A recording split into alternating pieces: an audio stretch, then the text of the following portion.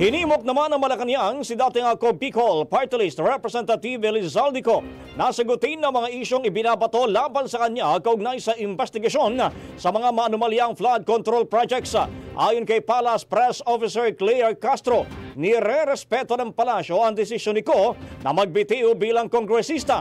Pero kung may kaso nang maisasampa, dapat pa rin niyang harapin at ipagtanggol ang kanyang sarili ng naayon sa kanyang ebidensya.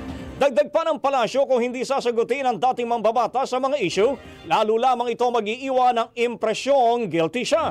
Sa ngayon, hinihintay pa ng Department of Justice ang tugon ng Interpol hinggil sa hiling na Blue Notice para matunton ang kinaroroonan ni Ko. Nilinaw rin ng Malacanang na hindi natalakay ang pagbibitiw ng dating kongresista sa pulong ng Legislative Executive Development Advisory Council o LEDAC sa palasyo na dinaluhan ni Pangulong Ferdinand Marcos Jr. at House Speaker Faustino D.